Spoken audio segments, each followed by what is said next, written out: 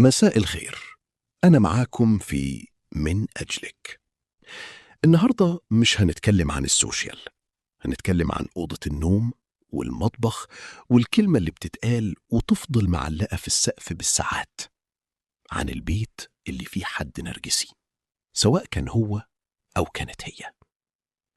المشكلة، بص، النرجسي مش اللي بيحب نفسه في المراية وخلاص. النرجسي في الجواز هو اللي شايف البيت كله مراية ليه هو بس. لو الزوج نرجسي هتلاقي الحوار دايما بيلف ويرجع له. انتي حساسة زيادة، عمرك ما بتقدري اللي بعمله. لما يغلط يقلب الترابيزة ويطلعك انتي الغلطانة ويصغرك بينك وبينه، ولو جيتي تتكلمي عن وجعك يقولك انتي نكدية. ولو الزوجة نرجسية الصورة بتتعكس، هو لازم يثبت حبه كل يوم، ومهما عمل مش كفاية. تنتقدي شكله، شغله، أهله، وتسميها صراحة. تسحب الحب كعقاب، خصام بالأيام، سكوت، تهديد بالبعد.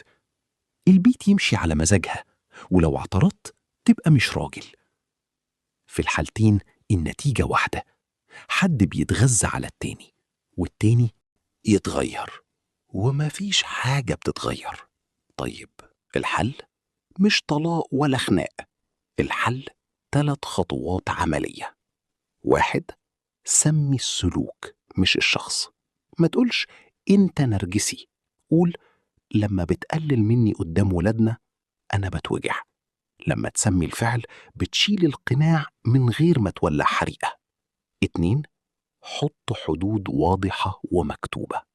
مثال: أنا مش هكمل كلام لو في إهانة، هنكمل لما نهدى.